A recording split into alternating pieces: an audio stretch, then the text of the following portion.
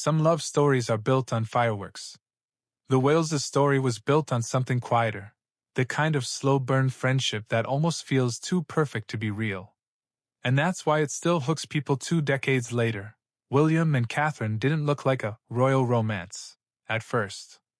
They looked like two students who just kept ending up in the same places, until it stopped feeling like coincidence. Here's the part that always surprises people.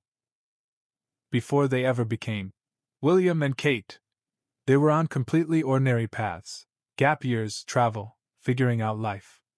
They didn't even properly connect during that early chapter. It wasn't until they were back in the UK, starting at St. Andrews University in 2001, that the story finally began. And even then, it didn't start with sparks. It started with awkwardness.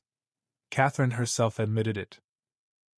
In their 2010 engagement interview, she told William she went bright red when she first met him and basically fled, shy and embarrassed, and he wasn't even around for Freshers' Week.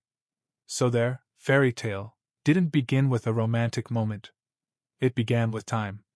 Slowly getting to know each other. Becoming close friends before anything else could even happen. And that detail matters more than people think.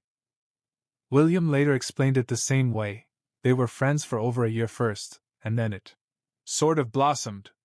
Not because of a grand gesture, but because they were always laughing, always having fun, always realizing they liked the same things.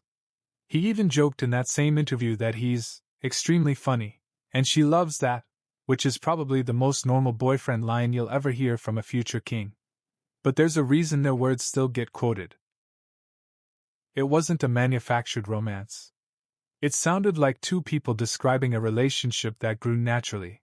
Then came the moment that turned whispers into headlines. By the early 2000s, their closeness wasn't exactly secret. They were friends, they shared social circles, and the public started noticing, especially after Catherine appeared at a university charity fashion show and William was linked to a front row seat. But it wasn't until April 2004, when they were photographed on a ski holiday in Switzerland, that the world truly clocked it. This wasn't just friendship anymore. And once that door opened, it never fully closed again. But here's where the rom-com narrative gets real, because real relationships aren't clean. They hit a rough patch and briefly split. William later admitted they were young, still finding themselves, and needed space. Catherine didn't sugarcoat it either. She said she wasn't happy at the time, but looking back it made her stronger, more independent, less consumed by a relationship simply because she was young and in love. That's not the quote of someone playing a role. That's the voice of someone who grew up inside a pressure cooker and learned how to survive it. And then the story does what every Hollywood script dreams of. It comes back around, bigger, steadier, and suddenly unstoppable. In October 2010, on a private trip to Kenya, William proposed with his late mother Diana's engagement ring.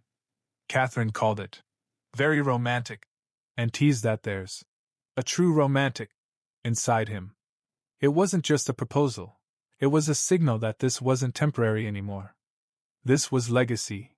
April 29, 2011, Westminster Abbey, the wedding the world watched. But the detail fans cling to isn't even the dress or the vows. It's what reportedly happened later.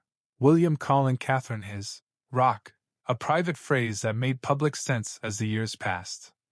Because after the fairy tale day came the real work, becoming parents to George, Charlotte, and Louis, balancing royal duty with family life, and navigating life's hardest seasons together. And that's why this love story keeps getting retold every Valentine's Day. Not because it's perfect, but because it's slow, messy, and believable. Two people met as students, built a friendship first, stumbled, found their way back, and chose commitment when it mattered. In a world obsessed with instant chemistry, their story is almost rebellious. The best romances don't always start with romance. They start with a friendship you don't want to lose. And maybe that's the part that makes it feel like fate.